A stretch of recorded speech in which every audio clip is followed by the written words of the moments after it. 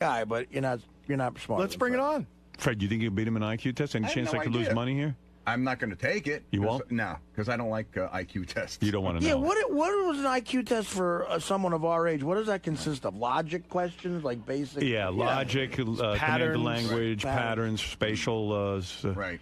Hey, listen. Memory? Let me tell you something. Anyway, my dog loves Fred. I'll tell you why Fred's smarter than you. Number one, you see him on this Win Fred's Money. The guy knows tons of shit. It's He's got great memory. Awesome. More than memory. Yeah, but that's knowledge. He's got knowledge. I'm not saying he's stupid. I'm just saying I am not. He plays an instrument. That shows me a high mathematical ability. I was great in math. Yeah, but can you play guitar? No, I've never bothered. No. Yeah, he's got a basic curiosity. Can he play golf? Can he play golf? Can he play golf? Any idiot can play golf. Oh, my goodness. Go ahead, let's see what brilliant Gary has to say. He doesn't play music because he thinks it's stupid. He said as much. He thinks it's a waste of time. What do you mean? What did he tell you? What do you mean it's a waste of time? What does he talk about? He thinks that to send your kid to take music lessons when you know that they're not going to be great at it is a complete waste of time. Then why? Gary cannot even say what. But then why golf if you're never going to be genius? It's not what I said. What'd you say? I said that I would not be one to, if my child wanted to go to a college that it was all about music, I wouldn't support that. You didn't say college. You said you wouldn't let your kid take lessons even as a grammar school kid. No, I wouldn't. Yes, I did. just said that I would. I do not want to support. This thinking that you're going to get rich through music, because I realize what if you just enjoy playing music? Yeah, to have fun. That's one thing. Yeah. If you start taking it serious, There's been studies that have been done that prove when kids take music courses and play music, it improves the right side of the brain, which is the math section, the language section. Listen, it makes them better students. Go back and look at that refrigerator back there in the kitchen and see the thousands of CDs that are sitting there that people put their life and heart into, and they get nothing out Scott, of it. you really sound like a McCarthy era. Here's the thing. He's not being honest, because he's saying Yes, I am. This was about going to college. That I understand. Right. We had a long conversation in front of the entire office. Everyone will back me up.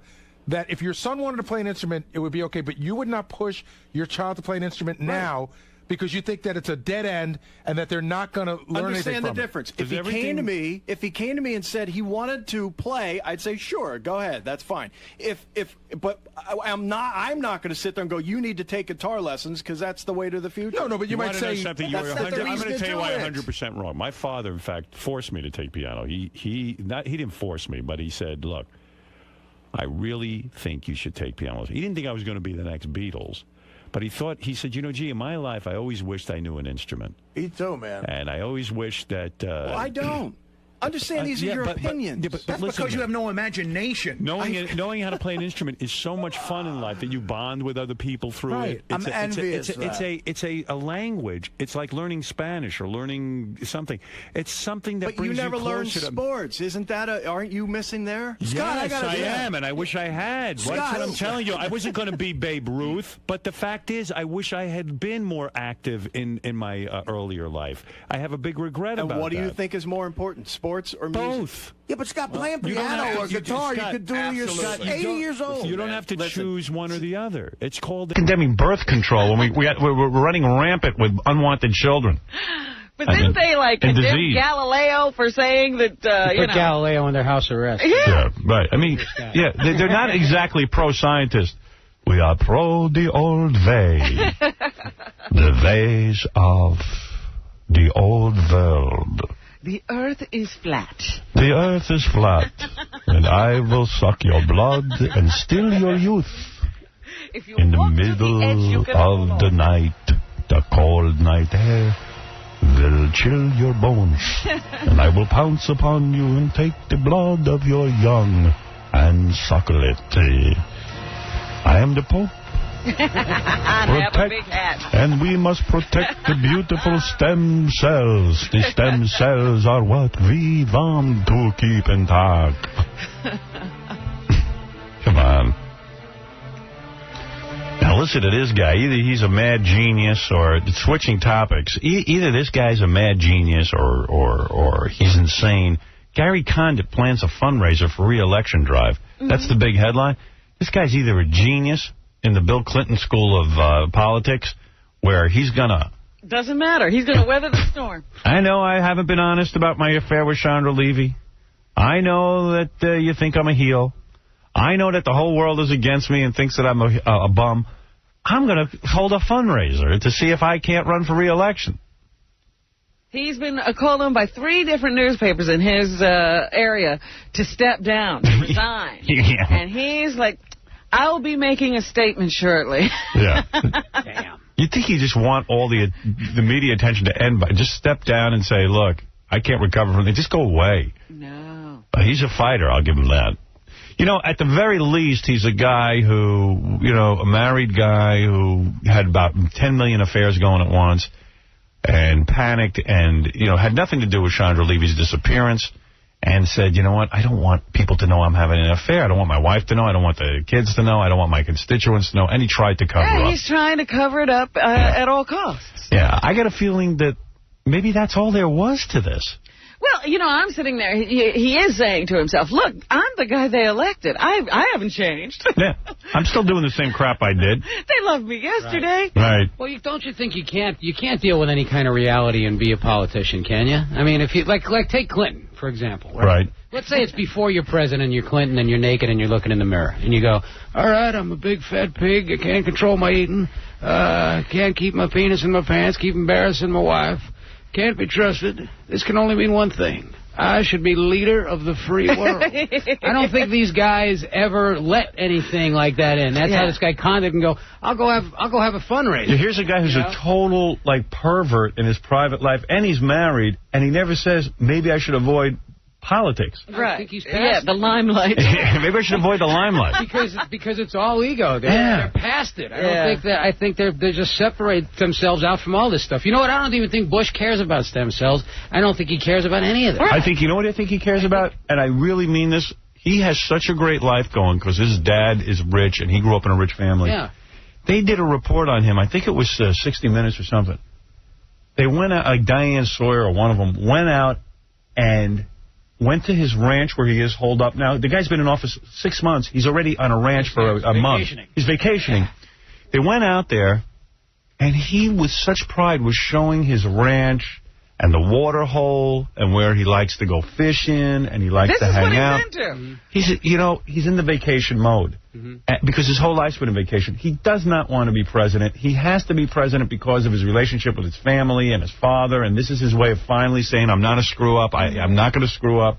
Dad, I'm like you. You know, I got to be president, and I got elected. I'm a good guy. I'm a good guy. It's such a love me daddy concept for this guy. But he is so happy out on this ranch, and he's bombling around with, he's like Tom. He loves to golf. I say, Tom, leave the radio. Go golf. You're not into the job. This guy, George W. Bush, he loves to be on vacation. Well, I figure he said no to stem cell research because they bothered him on vacation. Yeah, that's possible. But even more possible is when he visited the Pope, he really got caught up in the fairy tale. You know, he's caught up in the fairy tale of religion because he's like, yeah, life is heaven on earth. There has to be a God. I don't have to work. My father bails me out of every business. That makes you religious. Well, he also says, you know, all alcoholics should just go to church. You know, that's how he got cured. Well, that's the other thing. Believes this stuff, well, the other thing is he was an alcoholic. He goes to one of those. He goes to the meetings, and they replace alcoholism with godlyism. Yeah. And you know every ex-alcoholic, when you meet him, you can't stand them because they're so caught up in Jesus because they're just addicted to Jesus now. Right. So now the guy's like, oh, my God, Jesus saved me from drinking. Jesus is looking at my presidency. Jesus is going to be mad at me if I stem cell research, but I don't want to go against the wishes of the country. So I'll limit. The guy's completely wrong on this. And we got to put up with it. Nobody ever asked, like, why, if you believe in the Jesus and all that stuff, then why did Jesus give us the ability to be able to deal with these stem cells if he didn't want us to do it in the first place? Well, now you're making sense. Yeah. All right. Too smart a thought. Moving along here. If he's really part of the debate, you know. Moving along here. Oh, and by the way, I got to tell you this. So last night I decided I watched Sex in the City. I got to talk to the TiVo people. Did you get it clipped? It was clipped. I didn't see the end. How many minutes did I lose? I don't even know. I'm sure you didn't lose many. I think it only went over like a minute or two. I got up. Oh, you're kidding. Yeah. See, Now I got to go dig out a copy of that. Just make every show 3 minutes longer. Unless there's a conflict. I mean, anyway, so that really annoyed me. I like that show. I know, it's horrible when that happens. Yeah, what show? Sex and the City. Oh, okay. It's good. It's a good show. It's a chick show. Yeah, I like chick He's shows. a chick. I'm a chick. I watched Dawson's Creek. Yeah, I watched that. And although I'm thinking of giving up on it if it doesn't get better this Dawson's season. Creek was pretty lame. I watched Buffy the Vampire Slayer. How many minutes did I miss on Sex and the City, Johnny? You missed 2 scenes. Oh, you're kidding. Yeah, because the same thing happened to me. Did it turn off right when that Nebuchadnezzar guy with the one testicle comes to the wedding ring? Yeah. Yeah. That's exactly what. Yeah. So you missed 2 scenes after that. Yeah. But so the same thing happened to me, but it's on tonight again. So if you just TiVo tonight, but TiVo like the show after it as well, and then it won't. Oh, it's so much work for me. Could you do that for me? Could you push 2 buttons? No. You like chick shows. I like it. That's just who I am. Ask Robin. I'll watch TV movies of the week that are chick shows. I like it all. Stop trying to be so manly. Tell us what you watch. Yeah, you Richard. Watch cartoons. What are you watching? What are you watching that's so manly? Favorite the Discovery Channel. Give me a good animal show. Give me a crocodile. You don't watch any chick shows? You watch Buffy the Vampire Slayer? No. Oh, it's great. Buffy. I've never ever seen Buffy. It's fabulous. You like that show? Love it. Great show. Teenage Vampire. Yeah, love that show. You don't watch The Croc Hunter? Yeah, I've seen. I get bored though. It's the same thing over and over You again. don't like the Discovery Channel? No, I love animal shows. Don't get me wrong, but I'd much rather watch chick movies. You're home watching the Home and Garden Channel. I know you. Let me make my point though before I run out of time because I got to take a break. Okay.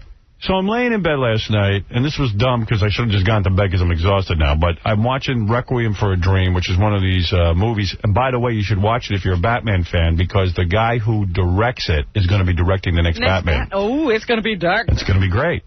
I hope so, because they ruined Batman. Yeah. The first 2 were awesome. First two were great, and then it became Gay Batman with Arnold Schwarzenegger in the ice outfit. And dancing girls. Yeah, and dancing naked guys. With feathers in their It hair. was such a classic Hollywood thing. It's like, let's take a movie that made $100 million and make it worse so we can make $120 million. Yeah, they ruined the franchise. Tim Burton was great. Berkeley got a hold of it. Yeah, Tim Burton was great doing those Batman movies, but they screwed it up. But anyway, the guy who's going to direct the next Batman is this guy who directed Requiem for a Dream, which is a really good movie and probably a good movie to watch if you're trying to tell someone to get off drugs.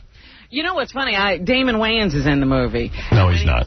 Yes, he is. That's it's not Damon. Not Damon, Marlon. Marlon, yeah, go ahead. I'm sorry, Damon. Yeah. Marlon Wayans is in the movie. And when he was here the last time, I said, I loved you in Requiem for a Dream. He goes, how'd you see it? It was one of those movies Nobody saw it. Nobody could see. So anyway, in this movie, and I didn't even know when this movie came out, but it's out last year. It's on DVD now. It's a pretty heavy movie, but it's shot really interestingly. The director's a real artist, It's cool. And Ellen Burstyn's in it, who's an old-time actress. She was in The Exorcist. She was the mom. She was the mom of Linda Blair in The Exorcist. Well, she's in this movie, and I'm telling you, man, she does a performance I'm like, wow, I'm really blown out by her performance. She's a pretty amazing actress. So Baba Booey reminds me, he goes, do you realize that at the Academy Awards, Julia Roberts, for that fakakta horrible movie, was up against, for Best Actress, Ellen Burstyn, and Julia Roberts won? It was a real travesty year. It was Tom Hanks did Outcast, and they gave the Academy Award to Gladiator. To Russell Crowe. Castaway. And then, Castaway. And then Ellen Burstyn was in Requiem for a Dream, and Julia Roberts gets the Yeah. Can I tell you something else? I'm looking at the nominees from last year. Have you seen a movie called The Insider? No. Yes, I've seen it. Phenomenal movie. Joan Allen, also nominated for Best Actress. I mean... No, The Contender. The Contender. I'm sorry.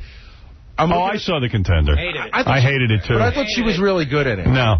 She was certainly better than Julia Roberts. Everyone's better than Julia Roberts. I mean, I don't understand how they... I hate that, Howard. That's a chick movie if ever I saw. Well, I didn't like... That's too chicky for me. But I'll tell you, it's unbelievable what a phony baloney Academy Award thing that is.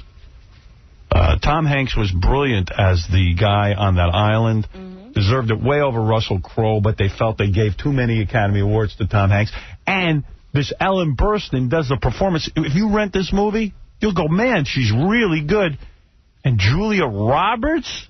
I mean, nice girl, but come on. It was her time. Pretty, but... Pretty cute. Definitely better looking than Ellen Burstyn, but Ellen Burstyn has a complete nervous breakdown in this movie, and you'd swear you're watching, the real deal. Thing, yeah. You'd think she was having one. I swear it was Mariah Carey. Yeah. You're not kidding. She does go Mariah Carey. What's up? Can I take a break here? Yeah. Okay, I'm going to take a break. One other movie suggestion, though? Yeah. The Other.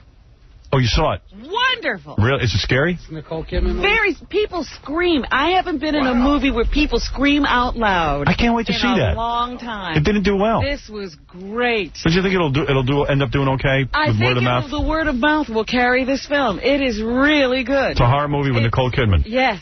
Like one of those paranormal, scary Amityville horror type movies? It's a ghost story. Ghost story, oh. Yeah. I like that. All right, we're going to take a break. And we'll be back.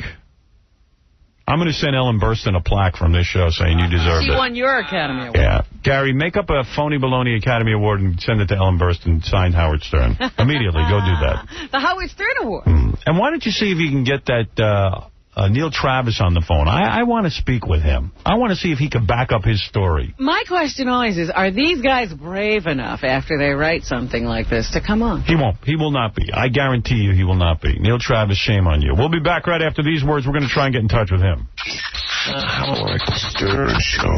You guys, it's Kenny. He's been arrested for prostitution in New York. For what? For giving Howard Stern a Hummer. Ooh, what's a Hummer? I don't know. And Sawyer, or one of them, went out and went to his ranch where he is holed up. Now, the guy's been in office 6 months. He's already on a ranch for a month. He's vacationing. They went out there, and he, with such pride, was showing his ranch and the water hole and where he likes to go fishing and he likes to hang out. This is what he's into. He's in the vacation mode because his whole life's been a vacation. He does not want to be president. He has to be president because of his relationship with his family and his father, and this is his way of finally saying, I'm not a screw-up. I'm not going to screw up. Dad, I'm like you. I got to be president, and I got elected. I'm a good guy. I'm a good guy. It's such a love me daddy concept for this guy, but he is so happy out on this ranch, and he's bombling around with, he's like Tom. He loves to golf. I say, Tom, leave the radio. Go golf. You're not into the job. This guy, George W. Bush, he loves to be on vacation. Well, I figure he said no to stem cell research because they bothered him on vacation. Yeah, that's possible. But even more possible is when he visited the Pope, he really got caught up in the fairy tale. He's caught up in the fairy tale of religion because he's like, yeah, life is heaven on earth. There has to be a God. I don't have to work. My father bails me out of every business. That makes you religious. Well, he also says, all alcoholics should just go to church. That's how he got cured. Well, that's the other thing. Believes this stuff, well, the other thing is he was an alcoholic. He goes to one of those. He goes to the meetings, and they replace alcoholism with godlyism. Yeah. And every ex-alcoholic, when you meet him, you can't stand them because they're so caught up in Jesus because they're just addicted to Jesus now. Right. So now the guy's like, oh, my God, Jesus saved me from drinking. Jesus is looking at my presidency. Jesus is going to be mad at me if I stem cell research, but I don't want to go against the wishes of the country. So I'll limit. The guy's completely wrong on this. And we got to put up with it. Nobody ever asked, why, if you believe in the Jesus and all that stuff, then why did Jesus give us the ability to be able to deal with these stem cells if he didn't want us to do it in the first place? Well, now you're making sense. Yeah. All right. Too smart a thought. Moving along here. If he's really part of the debate, Moving along here. Oh, and by the way, I got to tell you this. So last night I decided I watched Sex and the City. I got to talk to the TiVo people.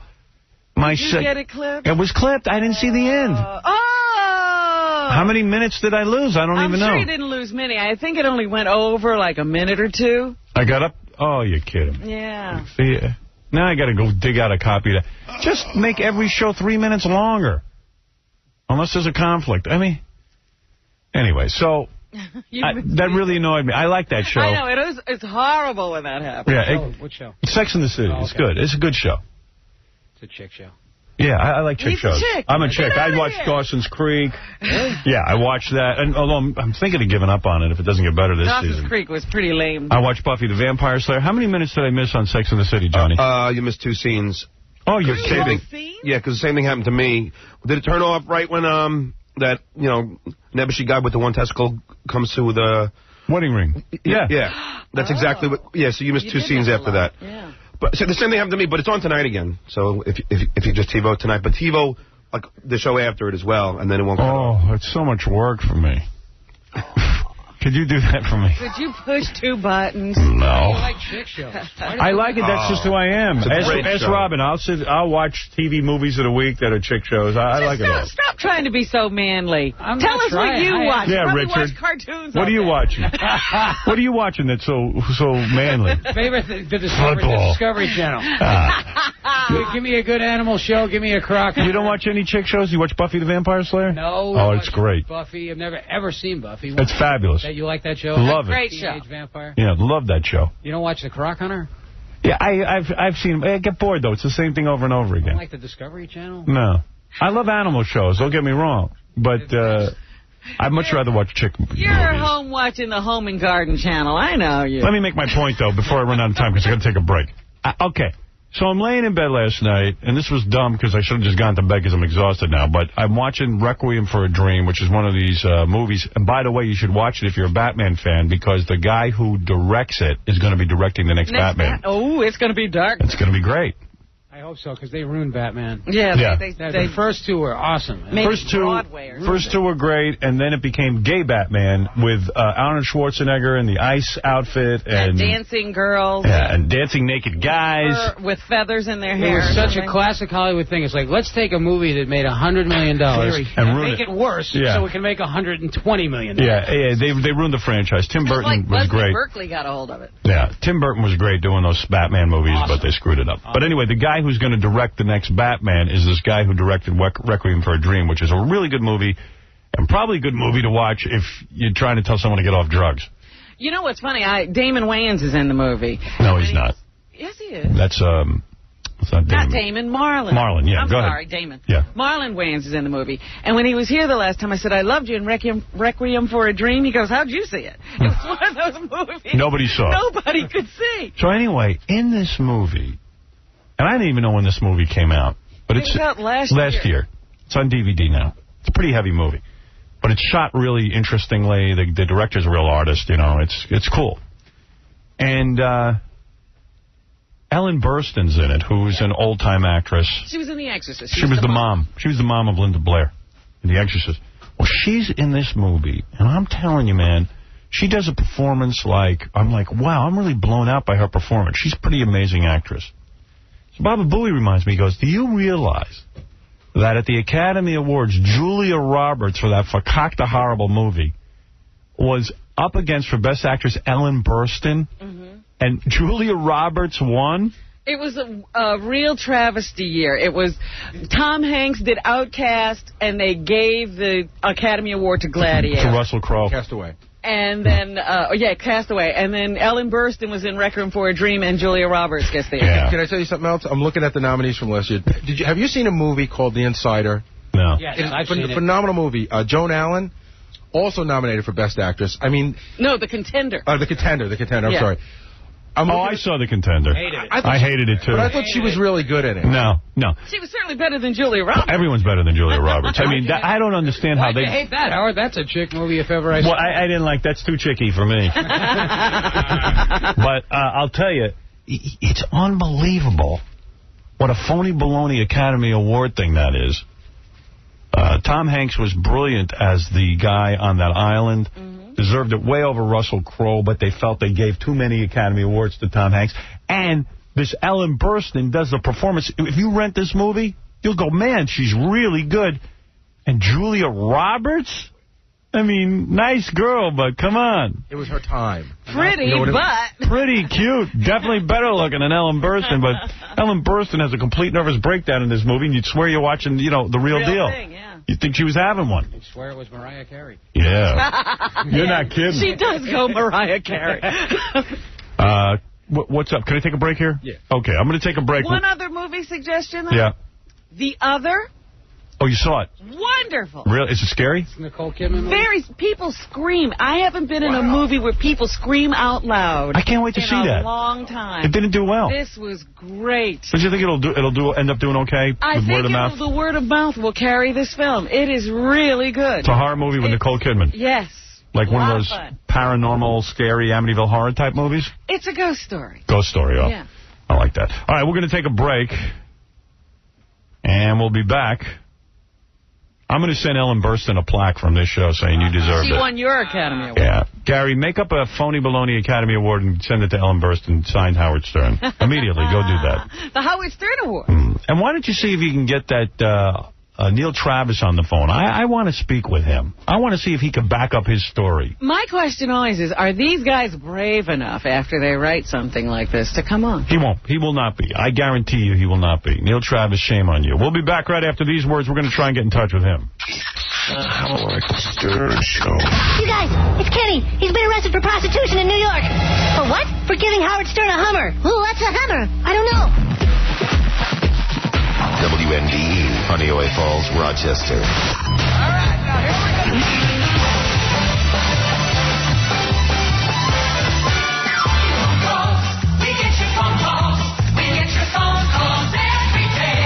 Hey, Gary, do me a huge favor. Pass this on to your boss, Toucan Sam, that I would wish that he rots in hell. I hope the hell that he rots in smells like your breath. And while you're at it, why don't you go shove it up yours, too. Bye. You're listening to The Howard Stern Show. Yeah. Hey now, Richard Jenny in today. This Wednesday and Thursday at Rascals Comedy Club in West Orange, New Jersey. Go check him out at richardjenny.com.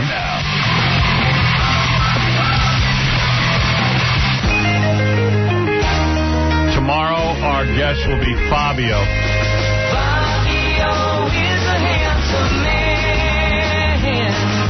He always made a living being muscular and tan. With blonde hair and bad English is how his career began. Fabio is a handsome man. He's blonde hair and bad English is how he made his career. Why isn't he in the movies? That's a good question. If Fabio isn't in the movie, like, why is Jackie Chan a movie star and not Fabio? Right. All the great movie stars now have accents. Because everyone always says, oh, Fabio can't be a movie star. Well, wait, Antonio Banderas is no better, and neither is Jackie Chan. There you go. Is a guy like that good looking to you, Robin? Oh, he's beautiful. Really? Oh. See, I like to think he's not good looking. So do I. I'm sorry. Because he looks so opposite of anything I look like. Exactly. Like my jaw and his jaw. I'm sure I'm not even in the same species as Fabio. Yeah. The same genus. Whatever that is. You want to say, what, he's a big muscular guy and that's not attractive? Yeah, and it works for him. I can put him down. He's like, he's got boobs and he dyes his hair. And but chicks dig him. They do. Hey, listen. He's good looking. I just found out I have no shot with Robin. Even if I was single, I couldn't get Robin because anybody who would like that guy would never go for the kind of shorter, more compact, better-looking guy. Speaking of single, Jamie Bergman, who's on my show, Son of the Beach, that I executive produce, I was reading this in the paper. I don't really speak to Jamie all that much, but she's engaged to Michael Boreanaz. David Boreanaz. David, yeah, I thought his name was David. Who plays Angel on TV. And, while they're engaged, I don't believe they'll ever get married. That's number one. He just got out of a marriage. Yeah, I don't think this guy, I don't know, unless he got a screw loose in his head or... They just met. He's an actor. They just met. And, well, they're both actors. They just met, and now they're getting married. Right, they're engaged. And, hey, I wish them all the luck in the world, but I think a lot of people in L.A. get engaged. Never to get married? Never to get married. Being engaged is fun. Being married isn't. It's like in development. Right. Everyone's in development. But I don't believe it'll happen. But, hey, maybe I'm wrong, and I wish her a lot of luck. There's a couple of things. I got so many friggin' tapes to play here, and I got to get to them all. So let me see if I can't get to a bunch of this stuff, and then I got some giveaways and things to do today. I thought we were going to talk about me. That didn't know nothing. You had questions for him. What happened? What happened to that? It's going to happen. All right. It doesn't have to happen right this second. All right, I'll wait. Very egocentric. He's got a plan, I guess. I got some questions for Richard Jimmy. Michael, go ahead. You're on the air. Okay. Good morning, Howard. I have 2 points on the Martland situation. Okay. I've been listening since NBC. I think your show is probably as good as or better than ever. Thank you. I'm enjoying the guests that sit in his spot. It adds some diversity to the program. Right. And secondly, Jackie's been pulling this crap for years. I think it's about time he calls his bluff. I think he's a grade B talent with a superstar's ego. Well, you know, as I said earlier, John Minnelli wrote an article today in the Post about, it sounded kind of harsh. I didn't realize if I came off that harsh. I don't wish the guy any ill will. It just, again, to explain myself, and really I'm done with the topic. This is a guy who left the show. We begged him to stay. We said stay. We gave him, not me, but Tom gave him a raise, a substantial one at that. A pretty mind-blowing raise, actually. And this would be like Andy Richter, who left the Conan show, turning around and saying, you know what, Conan, I made a mistake. I want to come back. What was he thinking? Yeah, what's his thought process? I had him on, and I said, explain your thought process. And he goes, well, I want to do other projects, and as long as I'm at Conan, I'll never... What other project are you doing? I was like, well, how's that stopping you? Yeah. You haven't lost a thing. Yeah, well, thanks. Yeah, Jackie's business manager. Yeah. And that's the other funny thing, Just too. got off the phone with Martley. Richter, trust me, this is going to work. That was my point. Jackie, and this is what I was trying to say yesterday, not in a harsh way. And if it came off harsh, well, then I'm sorry. But Minnelli made it seem so harsh. He said you railed. That made it sound it's characterization. I was here. There was no railing. There was no railing. I was just trying to figure out his thought process. And I said, I think it was just one of those things where he felt he could leave and then come back. If he wanted to. If he wanted to. And it wasn't an open-door policy. I said, listen, I got to make other plans. Yeah. I got to. I said, I owe it to the show and I owe it to my audience that the show goes on and we try to make it funny. I said, this is your job if you want it. You should take it, I think. And then the mentality where you blame me, I won't let you back, is the mentality I object to. It's not a question of me. I let you back 20 times. How many times can I keep doing this and have a guy who's not on the team? Jackie's a friend. I've said this. You know what I was thinking yesterday when you're going through the whole routine about how he, you've gone through this whole thing with him? It's one of those things like where people get too much cosmetic surgery to get like one too many nose jobs. Yeah. It's like, maybe I'll get one more nose job, and that's the one you shouldn't have got. Well, our pattern always was he would walk off the show. And Robin used to say to me, in all fairness, she would say to me, listen, the guy walked off the show, let's make other plans. And I said, nah, maybe he'll be back. And then I would dip into my pocket, I'd come up with bucks, and this and that. Then Jackie would come back all angry, but he came back anyway, and it was embarrassing. And then like he was always seemed angry or something about his salary, and he was never getting enough, and there was no equity, and does he make more than Fred? And I mean, it was constant worries, and yeah, it was just demeaning at this point. And I just said, this time I said, listen, I'm for real. I'm sitting you down and telling you, if you leave, I'm going to make other plans this time, because I don't know when you're coming back. What am I to do? What happens when you look a gift horse in the mouth? Yeah, and I said, I don't know what you're thinking. And now he's like, I've heard rumblings, I got bad advice from my agent, my lawyer. But he made the decision. Yeah, he made the decision. And believe me, you can always blame the other guy, but you made the decision. It is the agent's job sometimes to tell you got a good thing, but if you're not willing to listen, it doesn't. Yeah, but how could that agent how long had Jackie been with that agent? He's been here 15 years. He didn't know it was a good thing? No. He obviously didn't. Probably listening to his wife. Yeah. Well, I don't know, and I don't know the dynamic, but I had to get on with my life. So the thing that ticks me off about it is there's a constant article, like every 2 or 3 weeks I read an article about how I won't let him back on the show. It has nothing to do with me not letting him back. Well, I made commitments. Nobody ever covered the 15 years of your waiting around for Jackie to come back. Yeah, and being a good sport about it. Guy. Yeah, I don't want to be painted the bad guy in this. Continuing to do your show and making sure the show goes on. All I'm telling you is if I decide to leave this radio station, they're not going to sit and wait for me to come back. They got to make plans. It doesn't work that way. Johnny Carson could call NBC and say, Because Jackie wrote me a note saying, I'd like to come back. Jackie wrote me a note. Yeah, right. Jay Leno ought to leave. NBC. I was only bluffing. But Jackie wrote me a note and said, hey, it sort of became part of the Jackie persona to leave for a while and then come back. Who said this? Jackie. And I persona. Yeah. And I said, I didn't know. Interested in that. I didn't know there was a script to this. You didn't let me in on it. Nobody was interested in that. Do you make audible sounds when you play with yourself? Is this guy for real? And? Do you think it's fair that Antonio Banderas is a star when so many actors who actually can speak English are looking for work? I didn't get that one at all. He's nervous, man. Can't even get that one out. Here he tries again. I said, do you think it's fair that Antonio Banderas is a star when so many actors can actually speak English are looking for work? What show is this?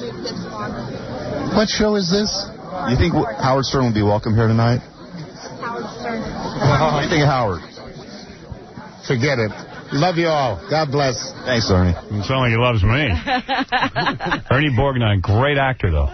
Got to admit, loved when he was in that movie where they were going in the water. The Poseidon Adventure. Poseidon Adventure. I liked him in Escape from New York. He was Cabby. My Linda.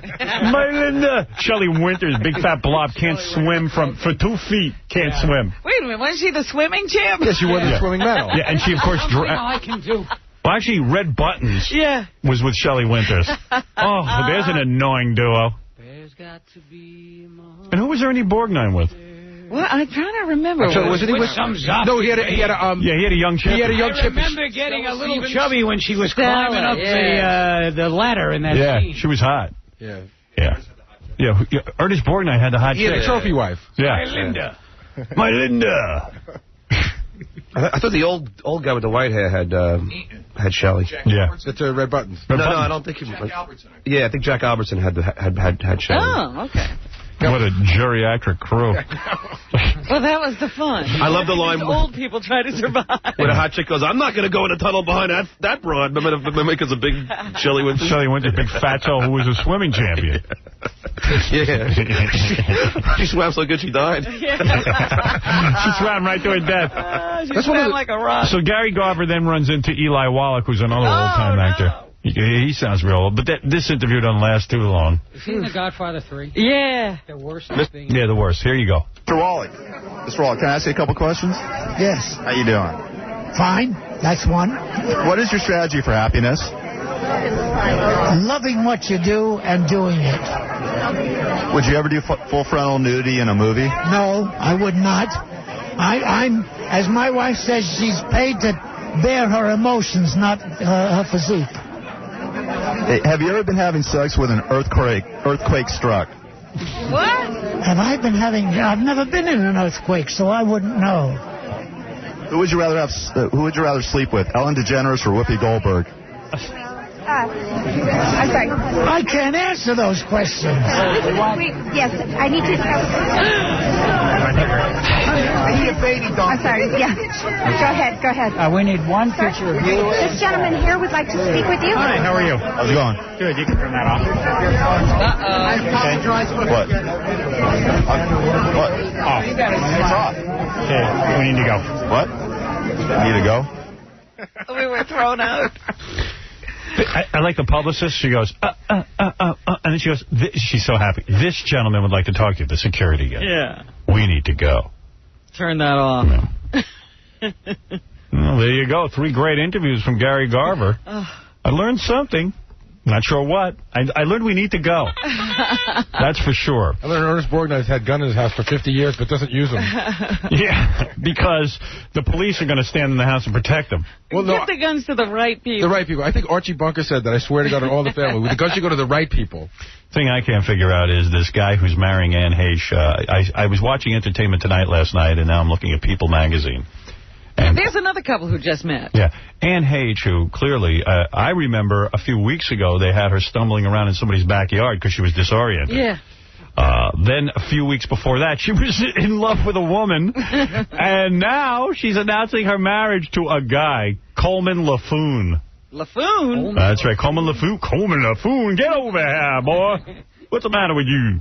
So here's a good-looking guy smiling, and really a more pathetic woman than Anne Heche you'd ever meet. The girl had a whole career going. She completely exploded. You don't see her doing anything. You know, they say she's in talks for a TV series. Good. And she now is with Coleman LaFoon and I guess announcing her marriage, which again reeks of a publicity stunt, just like going out with Ellen was. Yeah, she made her whole Ellen affair a public thing. Now she's trying to get publicity out of her being with a man. Yeah, she can't walk in front of enough cameras with a guy to say, oh, that was a joke, the 5 years with Ellen. They go out and make out in public so that they can be written about. Yeah, well, she's a mystery to me, and I'd love to interview her. Like, what is she thinking? I believe that whole affair with Ellen DeGeneres was for publicity, and I think it backfired on her because she's not working. There's amazing story here, and I tell you, next time I come back, in my next life, I'm going to come back as a model, a female model, because Giselle, the female model, was just paid a record $75,000 to model 3 outfits, swimsuits. For who? At a fashion show. Just walking down the runway? Just walk down in 3 bikinis. You know, I've never understood that. How is that worthwhile to the company who pays her? Well, because they write about it and they put a picture in it. Look at all the... In other words, if there's anybody else in a bikini, would you put this in the in Time magazine or People magazine? But how does Giselle rate getting in the magazine? I guess she's so beautiful, but she seems as beautiful as all the other models. I mean, she doesn't seem all that different, but yet she's the one, the breakout one that everyone talks about. Yeah. And I think it's because she went out with Leonardo DiCaprio. Okay? Amazing. There was a picture in the newspaper of a building, a modern skyscraper. It's in today's real estate section. And I don't recognize this building. I don't know if you do. I can't see it. Well, actually, can you get that on camera? Look, you see that? Yeah. Okay. Oh, I have seen that building, but I couldn't tell you what the name of it is. Well, you have seen this building. It's our building. They're going to remodel our building, and this is what it's going to look like. This is the building we're in, the Howard Stern building. Oh. And they're going. I want to know how they're going to take this building that we're in and make all that racket and noise and remodel it, and we're not going to hear it. Do you remember what happened in our last building? Yeah. Do you remember how they were working on it for a year? Yeah, and we heard it. We were on the air while jackhammers were going off, and they said, well, you know, at 10 o'clock we have a right to do that. I go, 10 o'clock, I'm still on. This is what we used to hear. There's always going to be a radio station on. Yeah. And then there was even a thing where, you know, they wouldn't start till 10 o'clock, but somebody would always come in and not know that at 7 in the morning. Yeah. All right, now, in an effort... What is it? Are we cursed? Every building we go to, they remodel? Yeah, and believe me, with our luck, they're going to remodel the outside, something I never see. Remodel the inside. You know? Give me a friggin' break. Crying out loud. Now, in an effort to bring you people who waste their time, I got to tell you something. I always laugh at people's projects. I got a copy of a CD that just came out. Some guy took existing songs, hit songs, and changed the words because he loves Jesus. Now, no one is going to buy this. I can tell you already knows. I want to interview this guy and find out how much time he wasted on this. Maybe you can get me an exclusive interview with the guy. Who is this guy? Well, I don't know. He sent us the CD. I guess wants airplay, right? Yeah. I'm the right guy to do it. I'll tell you. I'll play it. I guess is the group called Apologetics? Yeah, I think he wrote the stuff and then he hired somebody to record the songs. All right. Well, here it is. I'll play a couple of tunes. Like what songs has he done? All right, let's see. The first one I have, I forget which... I think it's track 4. Yeah, I just forget which songs I know what they are. It's to Joan Jett's I Love Rock and Roll. Right. Okay. I Love Rock and Roll. But he changed it to what? I Love Apostle Paul. Apostle Paul, yeah. Oh, my goodness. Yeah, Howard, just so you know, that this guy didn't contact us. We just found him on the internet. Oh, you did find him? Yeah. All right. That's kind of... Could he be selling anything? Yeah, he sells these things. It's like it's a band. Yeah, but could he be selling any of them? Yeah, you don't know how many. Oh, Howard, hey, I went to school down south, man. They have stores just for Christian stuff. Oh, really? They change everything, and it's all Christian. I just want to get up to the part, I Love Apostle Paul. Right. Long prison with me, yeah, me. Yeah, I can tell it didn't belong in prison with me, yeah, me. Singing I love Apostle Paul. Put that time to the Christmas birthday. I love Apostle Paul. Probably be yesterday. Wow. These people really are crazy. Did you get that, Howard? I Love Apostle Paul. Put another line in the Good Book, baby. Yeah. I Love Apostle Paul. But, you know, the line that got me was, I knew he didn't belong in prison with me. Yeah, me. Hey, you know what? Maybe the guy's making a fortune. I don't know. Maybe we're crazy. Oh, my goodness. All right, here's a song, track 8. Yeah, you want to go 8? Yeah. 27 microphones. What's this one? This is the theme to Friends. You know, I'll be there for you. Yeah. But it's called I'll Prepare for You. Yeah. So they'll even take a TV theme. Yeah. I'm sure they have the rights to all these songs, though.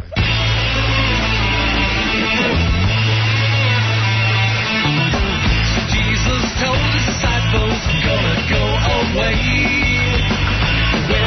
I got that gay clap. I love that. Jesus clapped when he said it.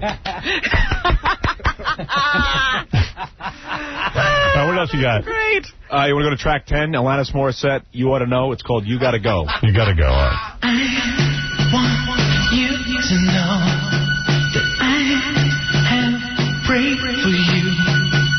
I wish nothing but... That's a guy singing. That's gay. Don't you get really annoyed? You got to get a girl singing that one. Don't you get really annoyed when someone tells you that they prayed for you? Like that suddenly you owe them something? Yeah. And Like, you better pray for yourself. yeah, Is what I think. Yeah, and, you know, don't worry. I'll pray for myself. I don't need you to do that. You got your own problem. I get about 150 to 200 letters a day of people who are praying for me. And I'm like, you know what? Just pray for yourself, and I'll worry about me. Yeah. The best for you. That's kind of like a great way of, like, subtly putting you down. Well, it's funny because it's a form letter they send you, and it always starts with, today I prayed for you. And I'm thinking, you just wasted 10 minutes of your day.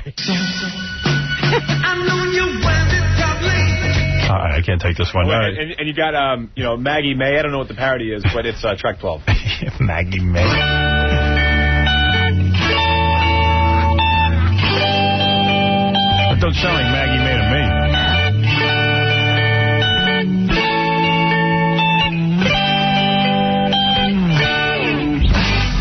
Wake up, Lazarus. Jesus got something to say to you. Yeah. Who's Lazarus, the devil? Is Lazarus the devil? No. Oh. It was some guy who, what did Lazarus do? I forget the story. Well, maybe we should listen to the song. Lazarus was a bad guy, right? Huh. Was he a saint or something? Well, it's got to be something back. Wake up, Lazarus. Yeah, Jesus. they brought Lazarus back from the dead.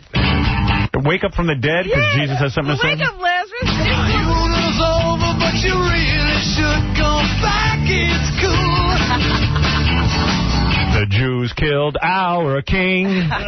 We're gonna get some revenge and sing. No, you're deep in the tomb, but I believe you'll believe it soon. And Jesus is good and just cried when it's all. They are so bad. They even take good songs and they can't write a good lyric to. Again, from my file of people who waste time on meaningless projects. Anyway, give the guy a plug. You can Wake go to up, Lazarus. You can go to apologetics.com. Yeah. I'm sorry. Did you ever hear any like that Christian rap? No, I haven't heard They any. actually have rap groups that are Christian, like JC's in the house. Yeah, well, you got to get some of that. Yeah, I would like to hear that. Yeah, we need that. Okay, Joe, who had sex with his stepsister, he claims, is on line 10. Let me take a break. Joe, can you hang in there through the commercials? Sure.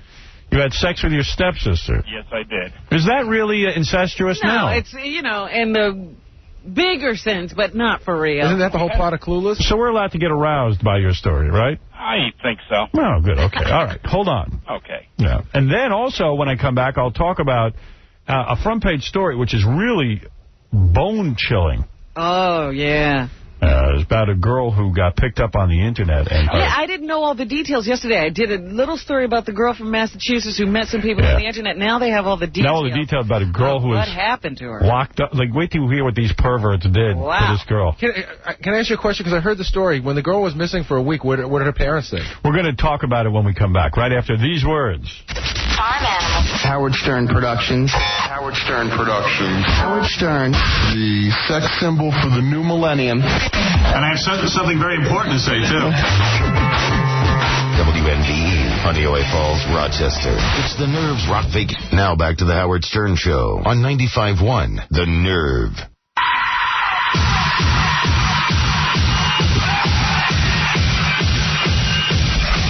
You know, Stuff Magazine is a cool magazine. Maxim also. They're all the same. But Maxim Magazine's a cool magazine, too. And they got sexy pictures of the chick from The Sopranos who plays the daughter, Jamie Lynn Sigler. Meadow. And there's sexy little pictures. It looks a little wrong. She looks a little too young. It's almost like... It's a baby face. Yeah, it almost looks like kiddie porn, but what the hell?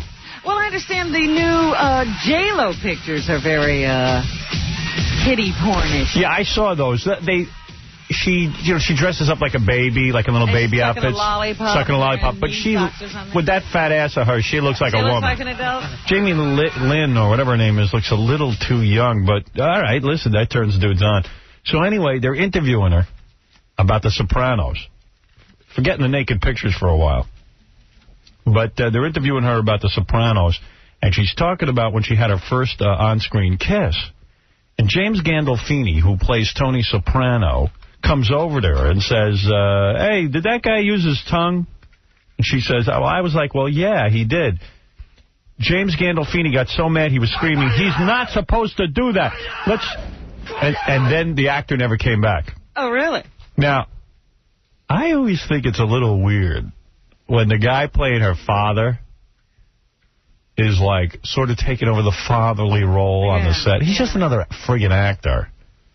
It's really not his job to, if she goes and tongues the guy because that's her acting experience, it seems to me like the guy's a little too into her. That's just my conjecture. Like, I'm sure he doesn't worry about all the guys on the set that much. I think he worries more about this chick. What are you saying? I'm saying I think he's a little too concerned. Like he might need to get out and get laid. That's all I'm saying. I've never met James Gandolfini, but that's odd. It couldn't be that he knows she's a young actress and doesn't know and he sees her being taken advantage of. No. Oh. Please. He's 20 years old. Come on. She's 20 years old. What about the other 20-year-old male actors? He's a little too worried about it, a little too involved. He slipped you the tongue? What? I don't know. Hey, what do I know? I'm not there. But it just seems a little peculiar to me. We're getting a lot of voicemail. I'll play that for you in a minute. Richard Jennings sitting in with us today. Also, Gilbert Gottfried's going to stop by later in the show. Here's a dude who I just spoke to before the commercials came up that claims he had sex with his stepsister. Joe, how does that happen that you have sex with your stepsister? How old are you? I'm 47 now. This happened about 20 years ago. Oh, I see. I thought it just happened. No, it was about 20 years ago. Anniversary? Is that what you're calling? Yeah, it's the anniversary. Yeah, he's thinking about it. Yeah. So, what do you mean? You were living with your mother, she remarried? No, I was adopted out of the family. Oh. And I found out who my biological family was. And I was driving cab one night, and I picked up a brother of mine who introduced me to her as my half-sister. Wow. That ain't your half-sister.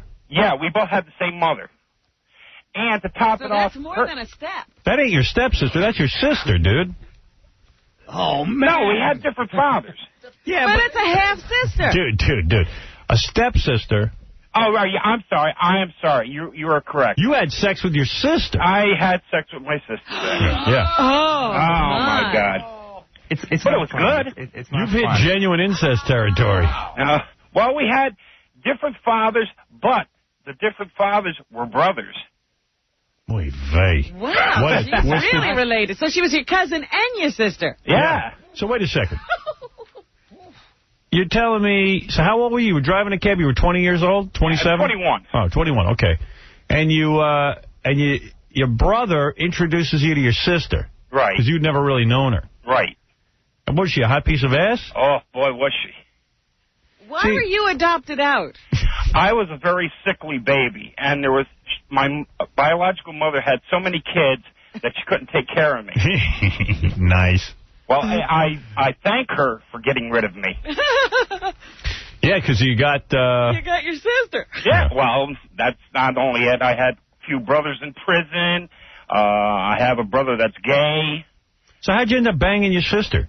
Well, after I picked her up in the cab and took him to the hospital because the brother had his wife had something wrong, she tells me, after you get out of work, stop over.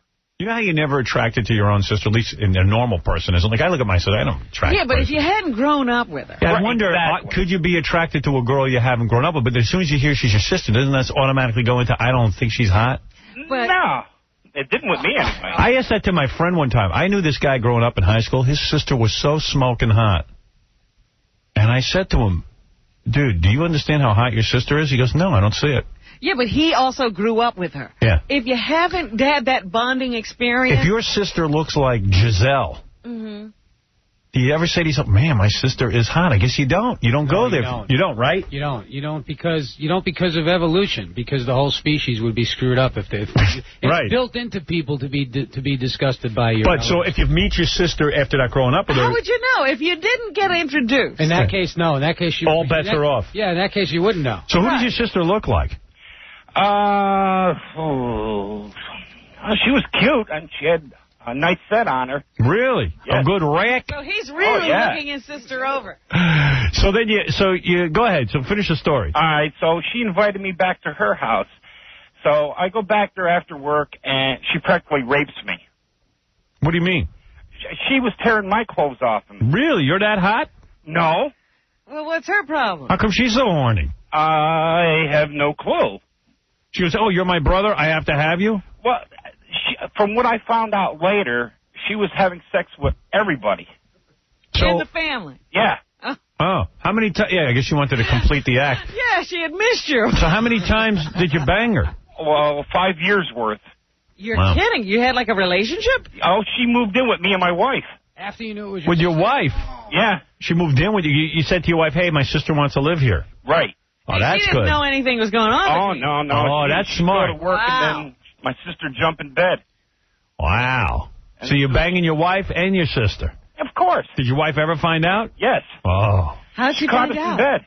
Oh. How do you get caught in bed? Don't you? If I'm banging my sister, I got to figure. Make sure your wife's out of the house. I'm figuring I'm putting an alarm in the house, and then when my wife leaves, I lock all the doors. When I used to masturbate when I was married, I would lock all the doors and put the alarm on. You never got caught. No. Well, she had a key to the house. Yeah, but you got the alarm goes off, and if my wife walked in and she heard the alarm go, she go, what's going on? I just thought it would be safer. I'm all alone. Well, I just told her it was my masturbation alarm. I told her we were, or she was just lonely and she wanted to sleep with somebody. Cuddle. But we were both there naked. Yeah, I'm just cuddling my sister naked. Yeah. Oh. Your wife didn't buy that. So did she leave, your wife? No. She stayed. Yeah. You're still married. But they ended up having a fight eventually, and my sister moved out. She moved one block over, and so I had to go over there. And your wife said, hey, I'll stay married to you even though you're banging your own sister. Yep. Wonder why. Would you ever ask her why? Maybe I'm that good. Wow. Are you a good earner? Well, guy drives his own cab. Of course he's a good earner. No kidding. Yep. Wow. And the wife never brought it up again? Not one word. And so, did you hide you were going over to your sister's house, or did you make it over? No, I was going over there to check on her and whatnot.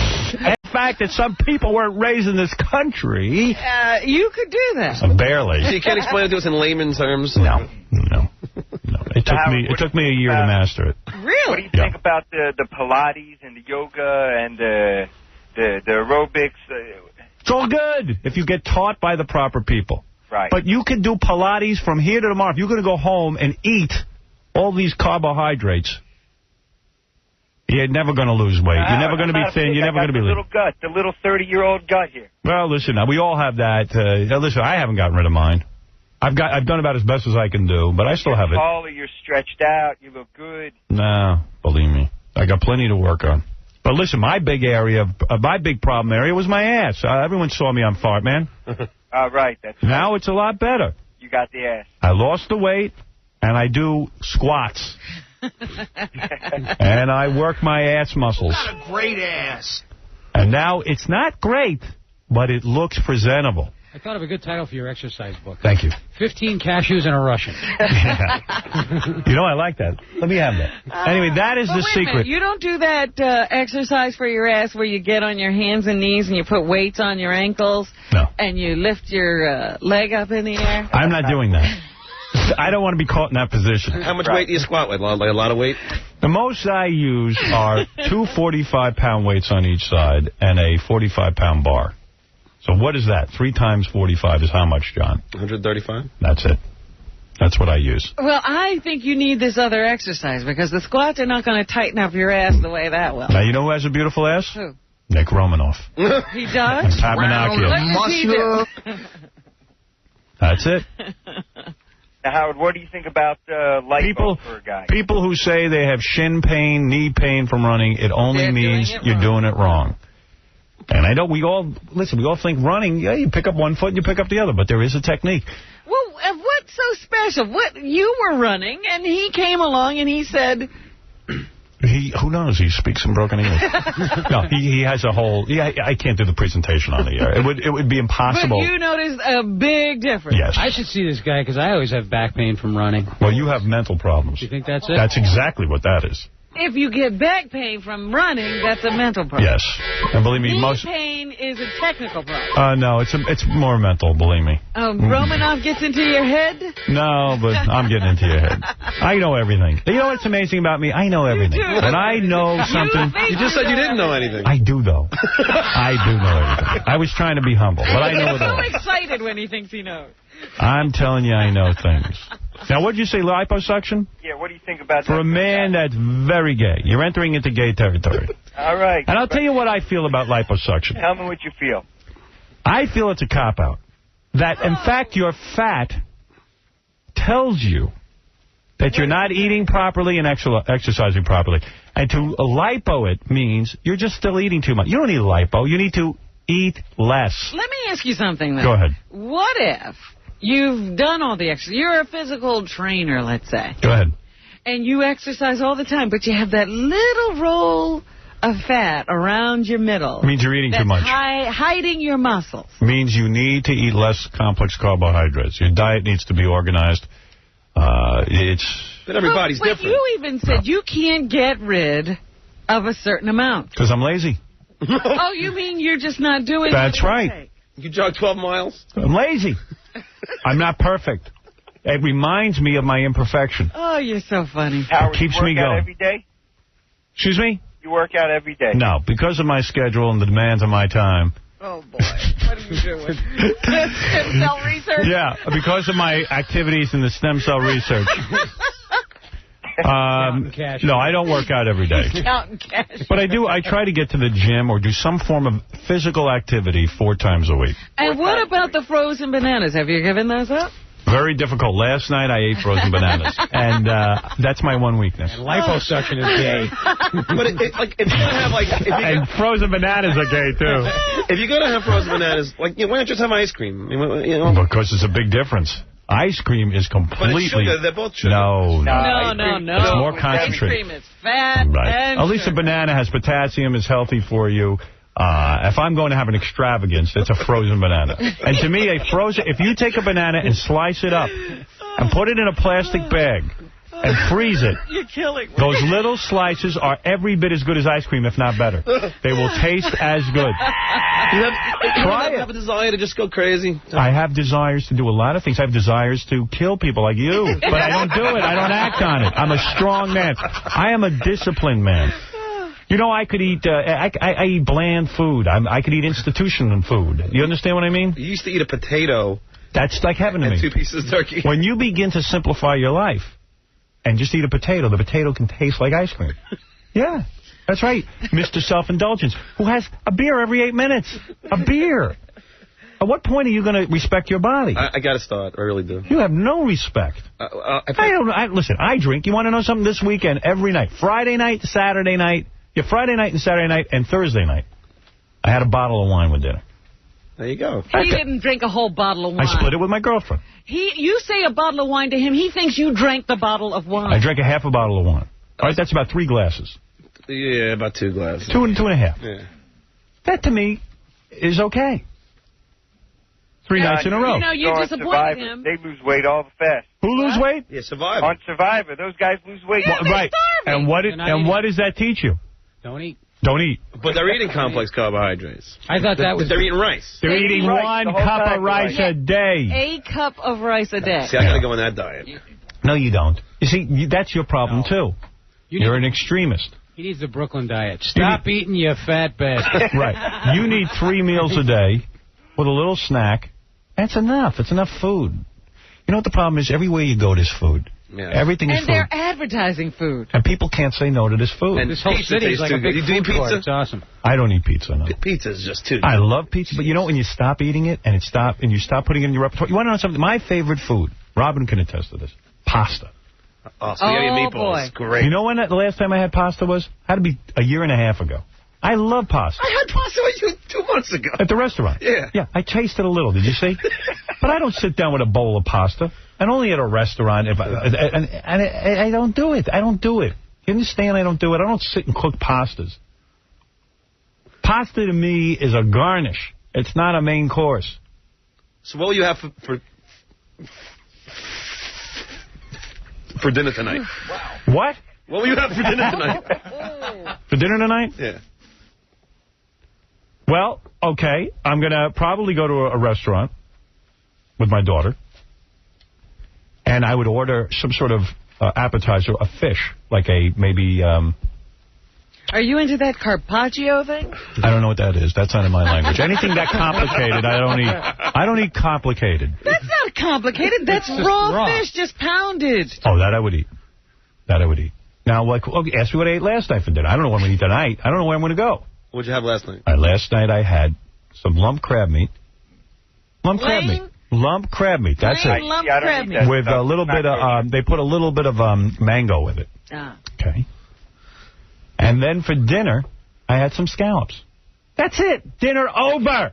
No, nothing in the scallops. A scallop is a scallop. In the scallop. No, like they had they had a little bit of vegetables. Yeah. And they had, I think, like a teaspoon of sticky rice, which I ate. Whatever sticky rice is. Oh, that's great. That's a complex carbohydrate. Yeah, I ate a complex carbohydrate. I did. Any wine? No. No wine during the week. What do you do about alcohol? I told you what I do. On the weekend, I might have a couple of glasses. Of wine? That's right. Now, you know who else is very thin? No beer, no hard alcohol. No. It's not necessary. It's a weakness. But you know who else is very thin? Who else is thin? Alcoholics. Yeah. You know why? They don't eat. That's right. All they do is drink. Now, if you want a pure Because you drink beer. You drink and eat. See, Hanky's in great shape. I'm serious. Hank the Angry Drunken Dwarf? No fat on that guy doesn't have an ounce of fat on his little tiny body. Alcohol, though. That's a yeah, but he doesn't eat. Doesn't stick to you. He's not eating constantly. So there's an... What can I tell you? I play racquetball twice a week. Right. For about 2 hours. Go ahead. That's good. Yeah. But then you eat like a pig, and you think the racquetball, you've burned off every calorie. You're going to be thin from this. That's a drop in the bucket. But now I told you this guy said every day you have to exercise. Yeah. Well, every day. But I told you what you really got to do is stop eating so much. And drinking beer after beer after beer. I mean, it's like a sickness to watch you drink. It's painful to watch you drink. I mean, I can't drink that much water, let alone beer. I've never seen anything like it. I only do it on the weekends. Oh. That's not true. Anyway, so that's... Did I answer your question? Yeah, pretty good. Thank you. Right. Howard, you're the man. Thank you very much. Thank you. Okay. That's it. That's my... those are my secrets. And it's really not a secret. What's the guy's name again? Nick Romanoff? Nick Romanoff. Top guy. Top guy. Little Russian. You know, I watched him run on ice. What? Understand what his point was? What is his point? He went to a hockey rink, and he said, you know how people think they can't run on certain surfaces? Right. He says, if you run properly, you can run on anything. And he ran full force on ice without falling. Wow. Now, think about that. Where the hell did you see him on ice? What? What's the difference where I saw him? I saw him on ice. Nick Romanoff on ice. I can't wait for the show. He put on a pair of sneakers and ran sprints. He ran sprints on ice. Oh, dear. Because it doesn't matter what you run on. People would, the pavement, I can't run on this. The guy ran on ice. It doesn't matter. Could you run on ice? Yeah, I've done it. Yes, I can. Not like Nick Romanoff can do it, but I can run. I understand it in theory. All right. We can't take it anymore. When does that come in? I just keep wondering when that comes in handy. Wow. It's the idea that if you could run on ice, you could run on any surface. I got it. No, you don't.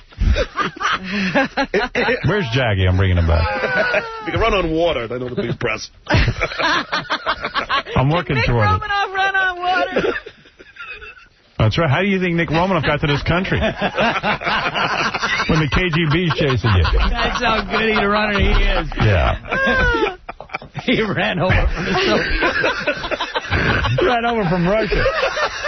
Now I got to take a break because we've wasted enough time on this. Oh, dear. Now you understand what I said? You don't like what I had to say, do you? No, I it's do. Too painful. That's why you're crying. No, it's just original Nick Romanoff running from Russia. He's running. Well, I'll tell you something. It's important to know these things. But there are experts out there who know how to do these things. How did Nick Romanoff get this knowledge? Because he's been around running and he had an epiphany. That's why. I know. Guy just seems like a bright guy. How do these Russians know? Right. He can run on ice. It's right there in the name, Romanoff. He's roaming off. He's roaming off to America. They should have known to watch him. You bet. He doesn't need a car. Especially not when it's snowing. So listen to this. This is unbelievable. This girl goes on the internet. I don't even know where she lived. Where did she live? Massachusetts. She goes on the internet. You know, like a teenager. You know how teenagers go on there all the time. Yeah, 15-year-old girl. Yeah.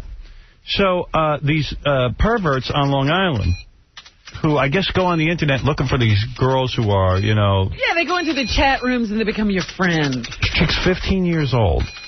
This guy and his I guess his girlfriend from Long Island... Yeah, they got two different last names. Make a long story short, they tie her up. Well, what they do is they get her to agree that they're, you know, we'll come pick you up, you'll come with us. And so she jumps into the car, and they drive off. Michael Montez, 36 of Astoria, borrowed the high school sophomore from the captors. She met the American Life. Okay, wait, here, listen to this. Yeah, you're jumping ahead. Yeah, okay, wait. The two guys, the man and the woman who captured this girl are James Warren, is 41, and Beth Lashin, 46. They told her, they pick her up, you know, in Massachusetts or wherever. Where'd they meet her, Robin? At her home. They picked her up in Massachusetts. Yeah, can you imagine this? 15-year-old girl. And they tell her, do anything, the woman says, do anything this guy wants or we'll get rid of you. We'll kill you. The girl, forced to wear high heels and black lingerie, was repeatedly raped, sodomized, and beaten over the next 45 hours inside Montez's third-floor apartment. 45 hours of beatings. Yeah. So bad that her eyes were bloodshot. When he was done, he stuffed toilet paper in her ears, wrapped ace bandages around her head, and shoved her in a tiny closet. Except for a dog collar around... Man, they did the whole S&M thing. Man, you read about this crap every once in a while. They got to kill these people, right? No, you don't get killed for this. Really? No. Oh, I didn't know that. All right. So then you're going to try it. No, I don't think so. Except for a dog collar around her. If I tried this, I know a girl would probably do it to me. You'd wind up in the dog collar. Except for the dog collar, which was placed around her neck and tied to a rack, the victim was naked. She cried hysterically. Her tormentor gagged her. The saga began a few months ago when the teen started corresponding by email with a guy claiming to be a computer technician. She decided to run away from her home. They pick her up at a mall. Okay? All right, so they made her go to the mall. Okay. Meet her there. While the chick's driving, Warren handcuffs and molests the girl in the back seat. They took her to a motel in Exeter, Rhode Island, where she was drugged and sexually assaulted by both. The abuse started as soon as she got into the car. Yeah, they handcuffed her as soon as she got in there. Yeah. So, I mean, there was no honeymoon. Couldn't even wait till you get to the motel. No. Right. Isn't that wrong? No honeymoon at all. Don't waste any time. Yeah, I mean, give me a break. Let's do it in the motel, not in a car. Because, you know, that's annoying. Yeah, give me the idea that it's going to be okay for a little while. Yeah. The following day... For people that sick, it's like when you go to McDonald's and you got the fries. Yeah, why wait? You eat them right away. The following day, the kidnappers took the teen to Lashin's filthy, cluttered ranch home. Lashin's the woman. In Farmingdale, Long Island. They're all over the place. Rhode Island, Farmingdale. She was repeatedly raped and sodomized and choked within an inch of her life. The neighbor, this guy George, says, I heard screams in the house. I wondered what the heck's going on over there. I thought it was kids. But, you know, hey, listen, I've heard screams of people say, you don't call it. You don't know what's going on. Police said the dehumanizing acts may have been photographed. They were also looking into a report that Warren advertised the girl on a Yahoo Club site for customers of the Deer Park, Long Island Adult Video Emporium teasers. Well, so he went on Yahoo and advertised that he had a chick. If I get a few guys and girls interested, quote, I will bring her a club member with the handle. This is so confusing. Anyway, okay, who cares about all their postings? Okay. Right. All right. So they bring the girl by this club, and she appears to be heavily drugged and physically abused. And some guy on the web said, hey, do whatever you can to get this girl away from these two maniacs. Right. It's not a club they take her to. They're posting all this stuff on the web, and one club member said, from what I see, she looks pretty messed up and physically drugged. Then they take the girl to a home in Hampton Bays, Long Island, wherever that is. They got a lot of homes. I know. They're riding all over the place. Yeah, where Warren had a small room. She looked tired, and Jim told me she was shy. The owner of the house said Warren and Larson drove the victim to Montez's apartment in Astoria. She'd been beaten so badly the whites of her eyes were completely bloodshot. Yeah. The night of Wednesday, August 8th, after Montez was finished with her, Warren and Larson picked up the girl and brought her back blindfolded to Farmingdale. Look at what's going on, where the attacks continued. What's the idea? You don't understand. They actually gave her to another guy. Wow. This Warren guy's another guy. He's like a copier repairman. They passed her off to the guy in Astoria. He kept her for a day and a half and then sent her back to Farmingdale. The only reason she's probably alive is finally on Friday the 10th, the victim was left unguarded. She grabbed a cell phone, made a desperate call to friends, but didn't know where she was. Right. Next, she dialed a quick-thinking Rentham detective who told her to find a piece of mail with an address and then contacted Nassau cops. Wow. Warren's being held without bail on kidnapping, sodomy, rape, and sexual charges. Larson was charged with sodomy and sexual abuse and held in lieu of $80,000 bail. And Montez is being held without bail on kidnapping, rape, and sodomy charges. Now, listen, it is when the lawyers get in. You get so angry, but I guess the guy's doing his job, but I hate this. At Montez's arraignment, defense lawyer Michael Siff questioned whether the girl was held against her will. There's neighbors at arm's length. They have a common wall. They say there was screaming. How come no one reported it? So already they're trying to say that... like this was consensual. The girl wanted it. To be beaten and... And so her family... At 15. So her family wasn't looking for her because they thought she ran away? Yeah. Yeah, because she called and she said, I'm okay. She called the cops, supposedly. Said she's going to California. She ran away, right? Yeah. Right, so they thought they knew where she was. Yeah. They probably forced her to do that. Yeah, they forced her to do that. You don't understand. These people that took her, they emailed with her, so you can track down somebody's email. Don't they ever think they're going to get caught when she's been gone for ages? I don't know. I don't know how the whole thing works, but, man, I mean, that's a wild story. Well, you wonder, when do these people work? They're driving around from house to house. Right. Watching the girl 24 hours a day. When is there time for work? They're on like a rape tour. Yeah, Billy. Yeah, it's like Ozfest. Billy, you're on the air. Good morning, Howard. Hey, man. Hey, remember I've been listening since 1988. Remember about 3 years ago you had the singing psychic on there? Sure. Not that I believe in this stuff or nothing. But remember she told you you're going to get a divorce. You're going to go out with a tall blonde. You remember this, Robin? Yeah. It's true. She did predict my divorce. Will somebody pull that tape? We did that already. We've done it. I want to hear the rest of the prediction. Now you're starting to believe in that psychic. Singing psychic could be the real one. Singing psychic made 50 zillion predictions. I can make a lot of money predicting wealthy guys in show business are going to get a divorce. Yeah. Hey, Howard. Yeah. Channel. You got any MTV award things to give away? No. Okay, buddy. All right, thanks. Thanks, man. Man. Frank, you're on the air. Hey, Howard, what's going on? I want to know, do you ever eat home? It seems like you eat out all the time. Yeah, I eat out more than I eat home, but yeah, I do eat at home. Sure. Oh, okay. Because I always hear you saying that you go out to the restaurants all the time. Well, I go out to a restaurant because I live in Manhattan now, and it's a little more convenient. Plus, nobody's really cooking anything for me anymore. I'll be in Manhattan, too. My brother's bringing me there for my bachelor party, and, hopefully it's going to be a good time. Right, Robin, you live in Manhattan. When you live in Manhattan, there's a restaurant for everything. Nobody knows how their kitchen works. Yeah, you don't use your kitchen. Kitchen just sits there. You got to have one so when you go to sell your apartment, you have one. But as Ivana Trump used to say, that's for heating up. Yeah. They always say you're going out. I'm like, man, I wonder if the guy ever eats home.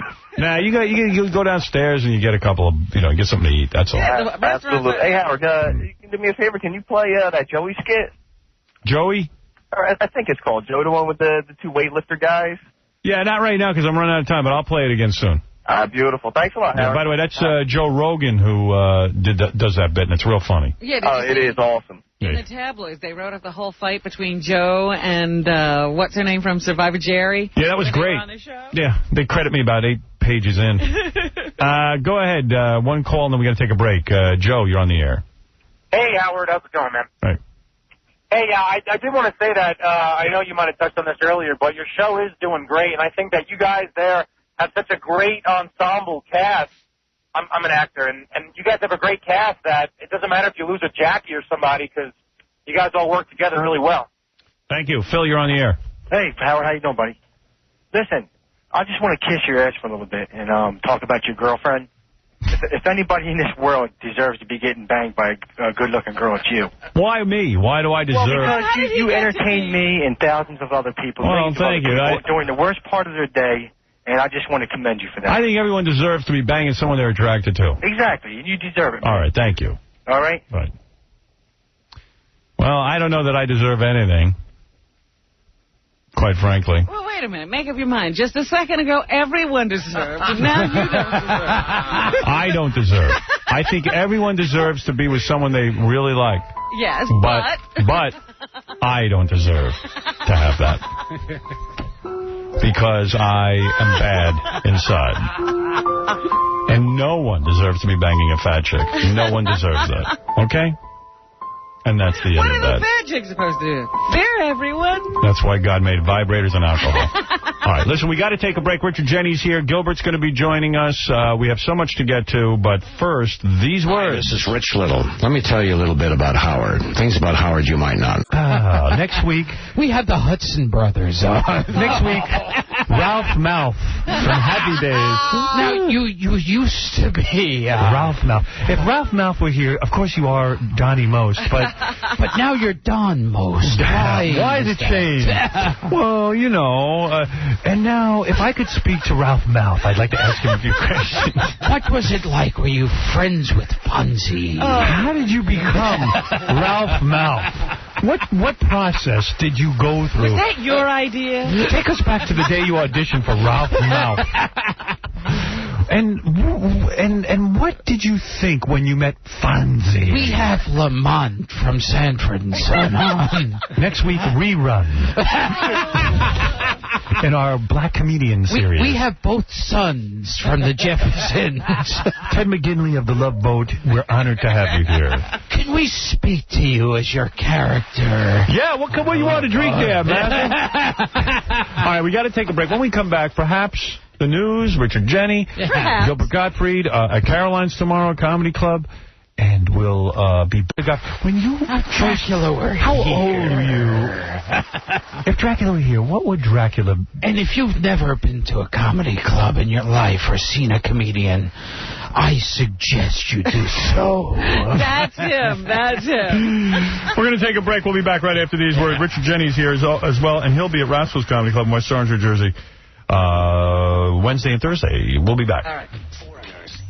Laughs on the Howard Stern Show. You don't want more butt people here. If you don't want more butt people here, solve the problem of Haiti and just stop coming here. I can't police the world, darling. That's what the president is doing. He's policing the world. I am the president. He's policing. He's in Iraq. He's all over the place. Yeah, and we'll worry about what everyone does. Why don't you go back and help your country become great? What are you doing here? Why don't you go back? Stop the butt people. How dare you telling me to go back when your grandmother was from Russia? My grandmother could take you. You know, my grandmother was a lady. She never had a big mouth like you. I have to have a big mouth. What about your mouth? My mother could kick your ass. You're the biggest mouth in the country. That's right. And you don't know anything about it. You didn't grow up here. You grow up in Haiti. They don't even open their mouth over there with a voodoo doll. I'm going to do voodoo on you. I'm going to stick pins in my doll. You don't know how to do voodoo doll. You don't know anything about it. With that voodoo. You're so silly with your superstitions. Oh, really? You started that voodoo doll business. I didn't bring it up. You're dead. You're afraid of it. I'm not afraid of your stupid doll. Go ahead, do a doll on me tonight. I could care less. Come down here, I'll do a doll right in your face. The always Democratic Howard Stern. WNDE, Honeoye Falls, Rochester. Now back to the Howard Stern Show on 95.1 The Nerve. To the Howard Stern Show. Two funny comics here. Richard Jenny at Rascals Wednesday and Thursday, and Gilbert Gottfried tomorrow at Caroline's Comedy Club, carolines.com for info. Who wouldn't want to see both those guys? You guys ought to team up, do a two-man show, like Abbott and Costello. He's so funny. You're going to let him push you around with that radio? You turn it back up. Robin, we're ready to do news. Gilbert and Richard joining us, but on our phone, on our newsmaker line, straight from prison, Abe Hirschfeld, who at one time ran for mayor. Sorry, I messed that up. Howard Stern exclusive. Abe Hirschfeld is calling from prison. He went to jail. Why, Robin? I think he was accused of trying to kill somebody for money. Yes. Sometimes that'll land you in jail. He was paying somebody to kill somebody. Dude's like 80 years old. He's in jail. And he, of course, is innocent, he claims. And he even says jail is not a horrible thing. He's getting through it. But he wants to make a statement. Why would someone in jail say they're innocent if they're not? Mr. Hirschfeld, I'll give you a couple of seconds here to get your word out to the public. You must have an important message if you're locked behind bars. I tell you, I'm very happy to talk to you because you used to be a steady customer in Scores, and I built the vertical club, and I own the vertical club. I am in jail only because a group of about 3-4 people, they specialize in stealing properties from their partners. Kaja and Stanley stole the Apple Bank. They stole 60 of the nicest buildings in New York. How'd they do that? Bank buildings on Park Avenue, the Ansonia Hotel, and 18 East 78th Street, the whole block. And now they're trying to steal from me, and I'm the first one that is defending himself, and for the time being, they are not succeeding.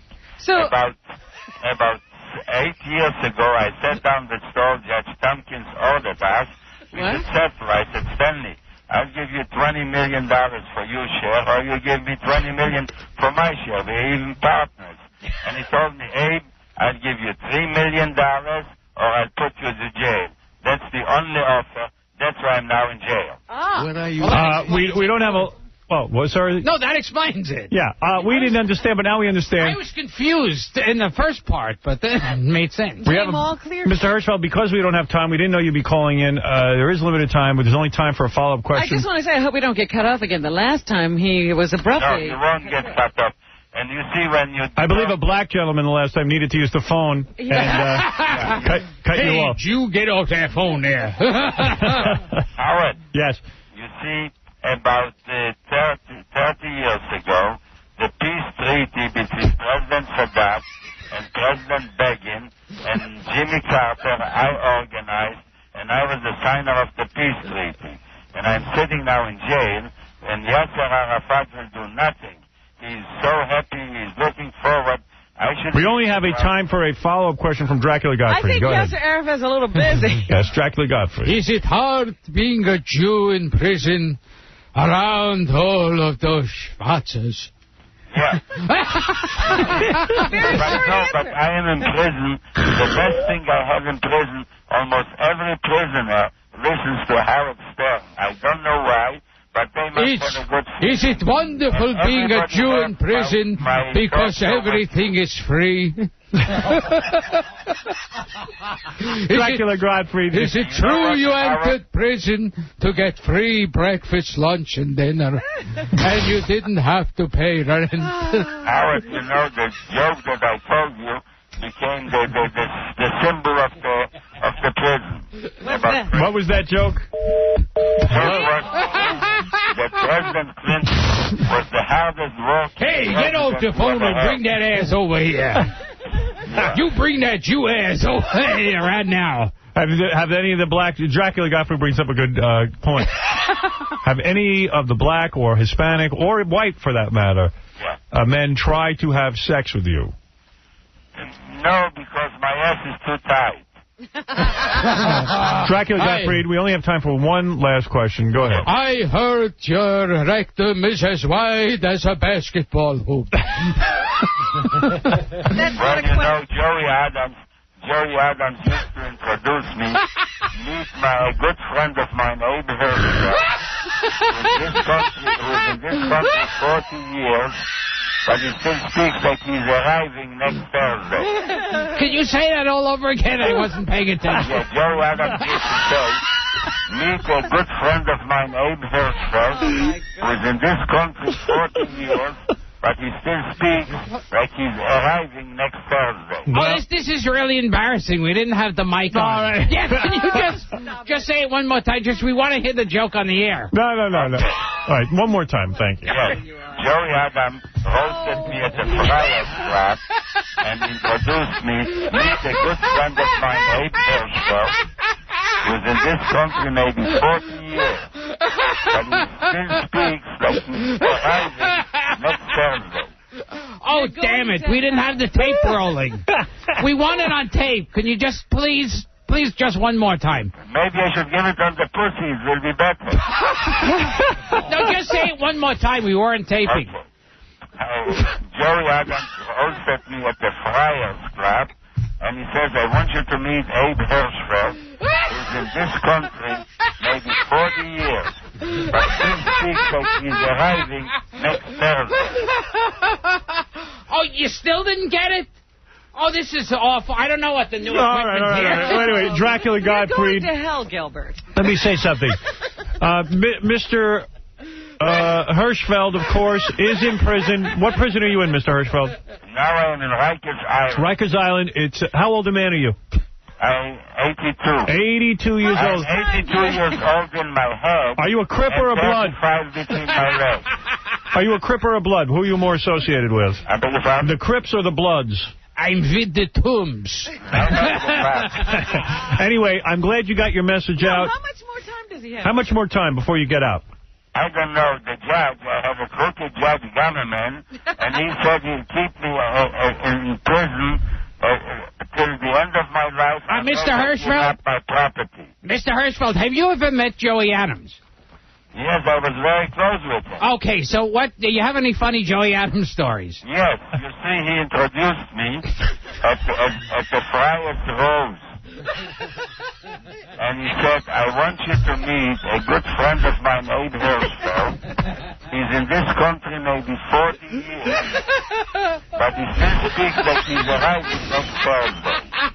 Just like I'll be arriving and arriving. It's easier to arrive with a girl than with you. I don't know what the hell is wrong with these earphones. What did you just say Dracula about Joey? Dracula Gottfried. You asked some relevant questions of Mr. Hirschfeld. I've spoken to the attorney, Dominic Barbara, who says Mr. Hirschfeld is in prison and should not be. He should be in prison.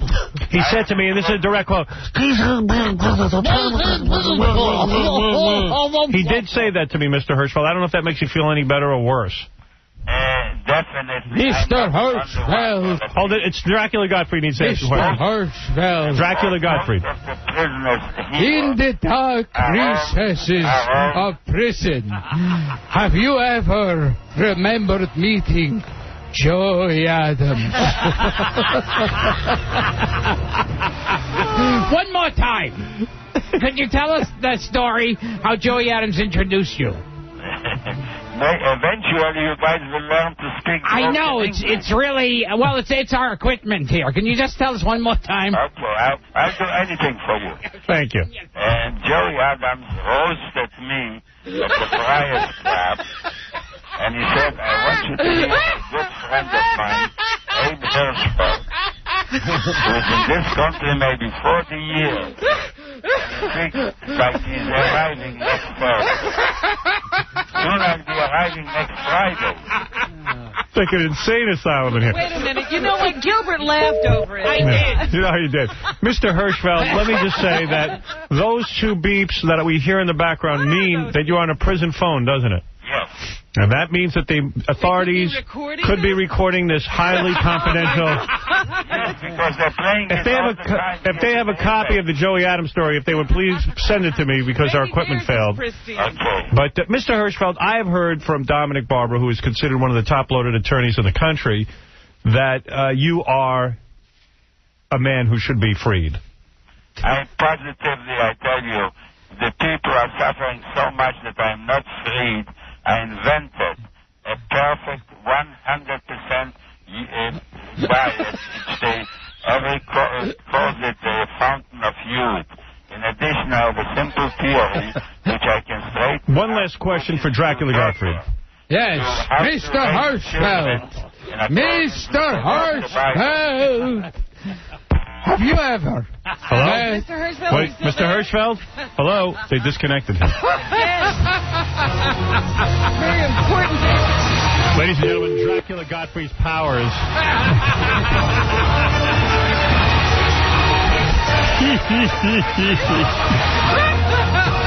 Incubus, come to me. Now you will never know what Joey Adams said. Once I met Joey Adams. Yes? He said, even though I arrived from Transylvania 5,000 years ago. Wait, I didn't get the punchline. Call him back. Tell me that story. Anyway, actually, at 82 years of age, to be in prison is a... All right, let's go to the rest of the news. And Robin, Gilbert Gottfried here, Richard Jenny here. Gilbert really is going to go to hell. He's half like a retard. I thought I was in an insane asylum. That was horrible. But a retard eventually would have caught on. Oh, my God. Well, now you're making fun of me.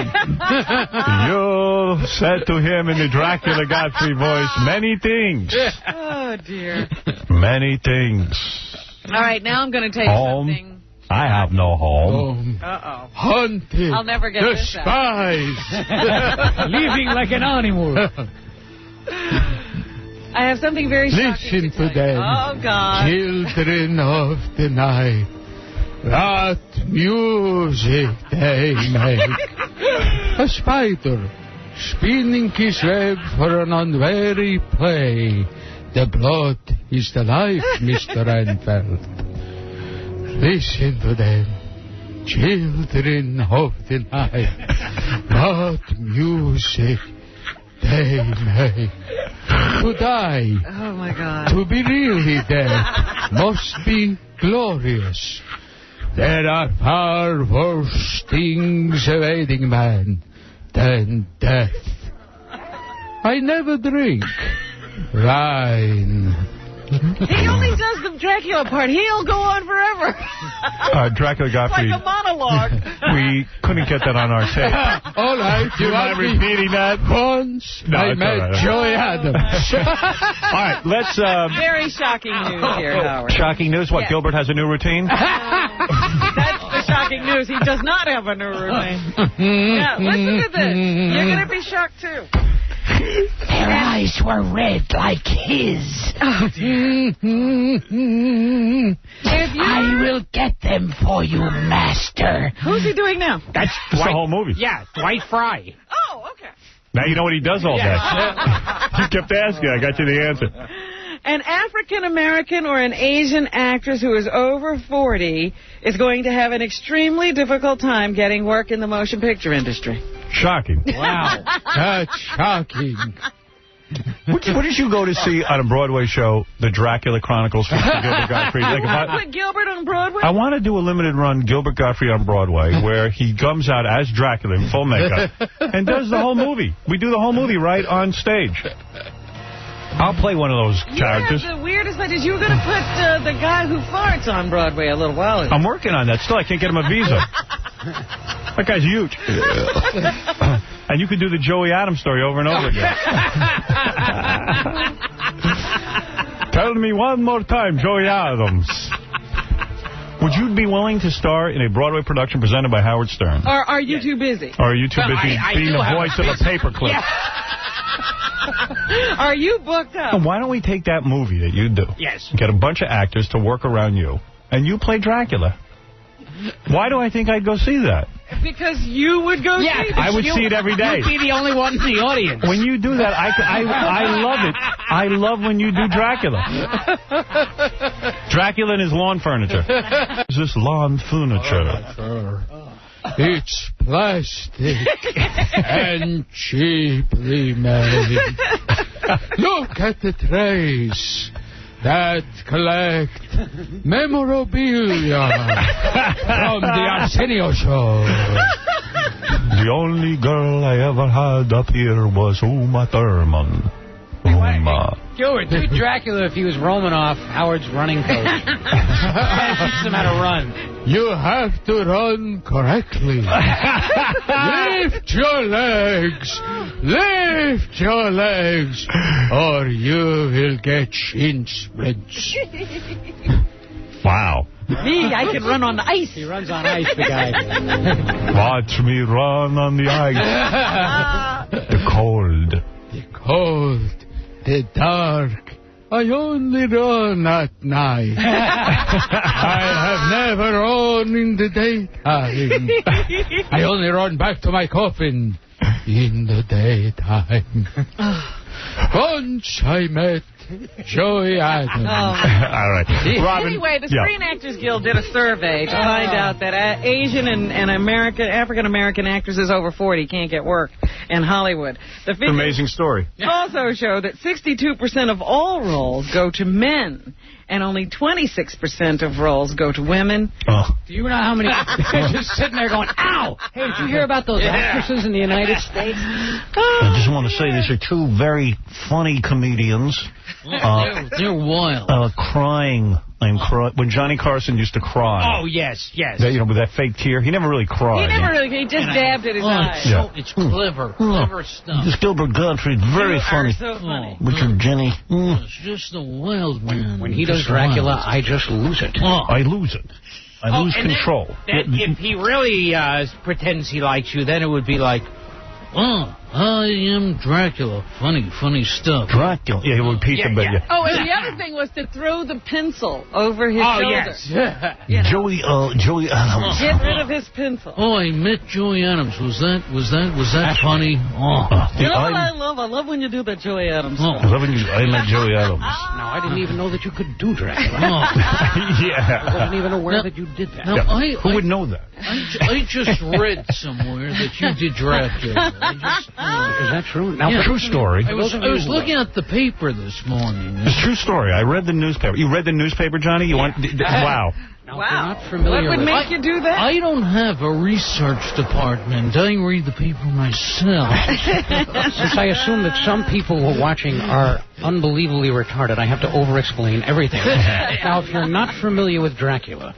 He was someone who apparently... Dracula was from Transylvania. Which is a fictional place. We should point that out. I've never read the paper and seen Joey Adams' column. He was a comedian. He would print jokes there. Now we have someone coming up who actually... I read this. He actually he was introduced by Joey Adams. At a Variety Road. Robin, what else is in the news? Because this could go on all day. We were talking about earlier the girl who was sort of kidnapped and tortured. This is wild. Yes, it is. True story. True story, Johnny. Was in the paper. If you don't know. This is clever stuff. They picked her up at a mall. The people are actually from this area. I'm constipated. Picked her up at a mall, and the abuse almost started immediately after she got into the car. They handcuffed her, drove her to Rhode Island, took her to a motel where they beat her, choked her, and sodomized her. Now, for those of you who don't know what rape is... For those of you unfamiliar with the word sodomy. Now that would be an entrance into somebody's body in a way that is considered unnatural by some. Against their will. I read... Some people consider that unnatural. I read you are raped. That's something I read in the paper. I read it this morning. True story. Yes, true story. You were raped and sodomized for 24 hours? Not. You were beaten until your eye whites turned red? Yes. That's wild. That's So very anyway, clever. she was there for several days. They even handed her off to another guy. Now 3 people are under arrest, and I guess she's in They hand you off to Ed. This kind of thing happens all the time. A man in Grand Rapids, Michigan was sentenced to 17 to 15 years in prison for raping 2 of his foster daughters. Upon learning of his sentence, he then tried to attack a television camera crew. The bird of happiness. What people do you have there? Leave droppings in your head. The Daily Rape Bugle, every story That's is right. It took 2 deputies to pull this guy off the reporters. True story, I never had daughters. No? I had 3 sons, Ricky, and the other two. That's right. I forget their names. And I hardly had any contact with them. But I cried on TV when they died. The guy did apologize, though, to his two Now, if you don't know what sons are. child victims. True story. If you don't know what a son is. If you have a child who's a female and you have another one who is the opposite of that. I read about my sons in the paper. True story. I just read it on the way over here today. I know that because I read it. A bishop who married a woman with in one of those masks. I know Joey Bishop. Not Joey Bishop. There's a Catholic bishop. People are booting. A 70-year-old guy or something, and he decided that this whole vow of chastity thing was a bunch of hogwash. Right. So he went to the Reverend Sun Myung Moon, and he got married in one of those mass weddings. They gave him a Korean bride. No, this is true. He ran off with the Korean bride. Apparently, she's now pregnant.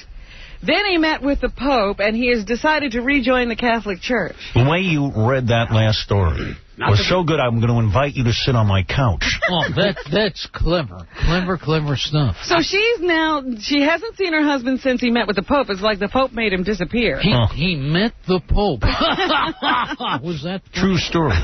This and she says now that she's going to go on a hunger strike. On a hunger strike. Until her husband returns. That's a great monologue. I don't think that's very good for the baby. Jimmy Stewart's here to do bad poetry. Well, my dog Bo, I stepped on my toe. And the Three Stooges have a guy named Mo. Oh, dear. He was the best dog I ever had. And when he died, I was sad. Ed was a schmo. Ed, you should go on a hunger strike. That was the second scariest thing besides Groucho is when Jimmy Stewart came on. I know, and everyone acted like he was normal. Like what he was doing was funny. And that thing on his head was real hair. Oh, yeah. He never said, what is that thing on your head? America's beloved Jimmy Stewart. Come on now for 20 minutes and ramble on. I once had a fish. We put him in the dish. That's my poem. Now, if you don't know what a poem is, ordinarily words do not rhyme together. And in this particular kind of writing, they do. And Johnny would never say poem. He would say poem. A poem. A poem. A poem. P-O-L-M. Poem. He's written a poem. People are booty. He's written a poem. Gary Condit has given indications he is going to run for re-election in the year 2002. Yeah. Now, for those of you who have not been following this story, Gary Condit. His annual fundraiser. Now, pay attention. This is a wild story. He, of course, came to our knowledge because of the whole Chandra Levy disappearance. And he now says... Poinsettia. Even though some of the newspapers in Modesto are calling for his resignation. The newspapers of Modesto.